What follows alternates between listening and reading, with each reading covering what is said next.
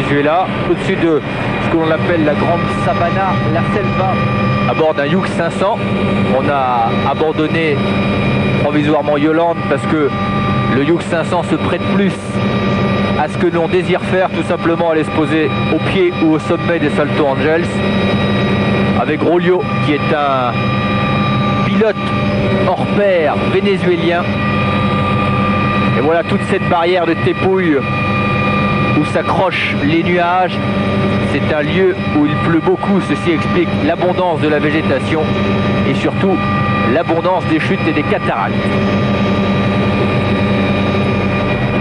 De l'Oyan Tepuy tombe cette cataracte à la dimension et à la notoriété internationale, le Salto Angels, que l'on pourrait traduire littéralement la chute de l'ange, mais en fait les Salto Angels ne doivent pas leur appellation au mot ange, mais tout simplement au nom de son découvreur, Jimmy Angels.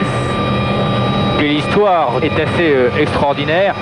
De temps en temps, on a le sentiment qu'elle s'est un peu épaissie d'une légende, mais quand même, le découvreur, c'était un pilote américain qui s'appelait Jimmy Angel, qui opérait à l'époque au Panama. Un jour, alors qu'il était dans un bistrot en train de boire un coup, il a été abordé par un géologue explorateur qui lui a proposé 5 000 $ pour l'emmener dans une montagne perdue en Amérique latine où, paraît-il, il y avait des rivières où coulait pratiquement l'or à flot. Sceptique mais attiré par l'appât du gain, Jimmy Angel évidemment s'est débrouillé dans la nuit même pour trouver un avion qu'il ne possédait pas alors, et après une longue et périlleuse navigation, ils se sont posés au sommet d'un de ces Tepuy. En 3 jours, l'explorateur et géologue inconnu a amassé pour 33 kilos d'or. Ils sont repartis sans que jamais Jimmy Angel ait pu véritablement localiser géographiquement son Tepuy. C'était dans les années 1924. Par la suite, Jimmy Angel n'a eu de cesse de retrouver cet Eldorado perdu au milieu de cette forêt de Tepuy. Ce fut en vain, et c'est au hasard de ses recherches qu'un jour, dans une trouée de nuages, il crut apercevoir une gigantesque chute, et peu après, en revenant sur le lieu, il eut confirmation qu'il avait découvert l'une des plus hautes, si ce n'est la plus haute cataracte du monde. Il lui donna son nom.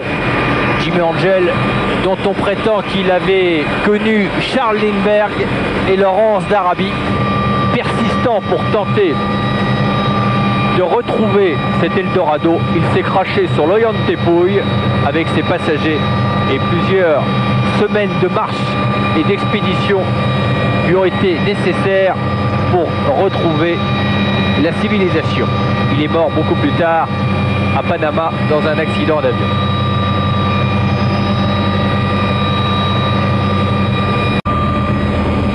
On a vite fait de se perdre dans la région des Tepuy, surtout lorsque les nuages se liguent contre nous dans ce territoire géologique le plus ancien de la planète, 180 millions d'années.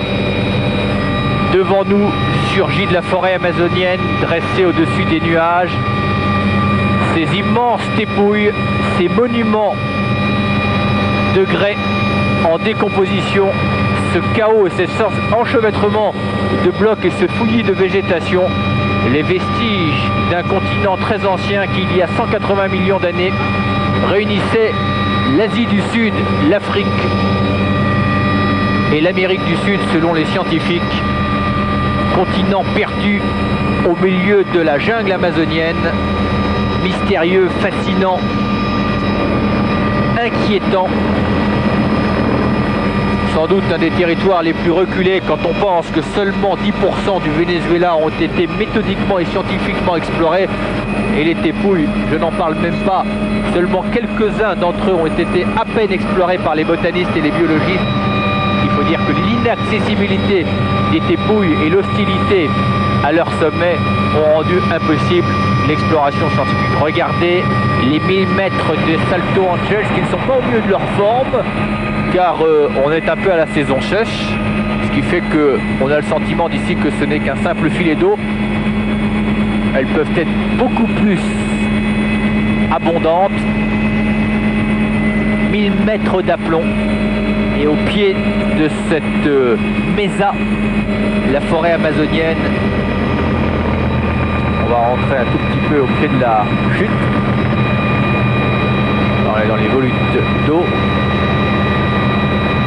Et donc la chute alimente le Rio Carao, qui lui-même alimente le Rio Caroni et qui lui va se jeter dans l'Orénoque.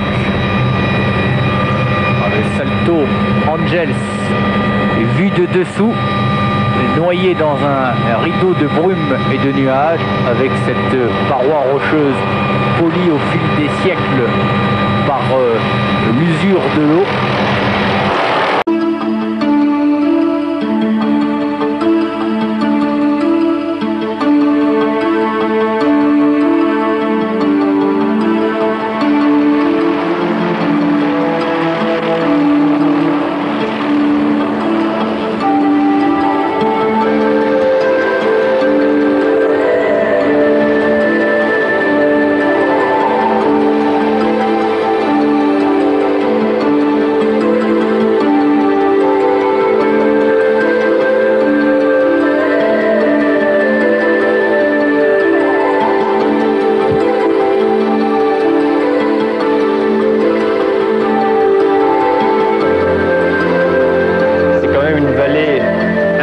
Et fascinante, perdue au milieu de ces tépouilles où viennent s'échouer les nuages et au passage qui larguent leur cargaison d'humidité. Le sommet des tépouilles qui n'est qu'un chaos minéral et végétal. Cette eau qui fuit sur près de 1000 mètres. Il y a des lieux comme ça qui exercent sur plusieurs générations d'aventuriers une fascination et une attraction quasi irrésistible. Le premier à y avoir cédé, c'est sans doute Jimmy Angel. Plus récemment, malheureusement, et on ne peut pas quitter le lieu sans avoir une pensée pour ce garçon qui fut unanimement apprécié, aimé et respecté, l'un des plus grands alpinistes de sa génération, Jean-Marc Boivin, qui a malheureusement perdu la vie ici. Sans doute n'a-t-il pas su résister à la tentation trop belle, trop forte de vouloir faire ici, du haut des Salto Angels, le saut de l'ange. Voilà, bonsoir et à samedi prochain. Merci à tous les Vénézuéliens qui nous ont permis donc cette expédition au cœur de ce territoire superbe.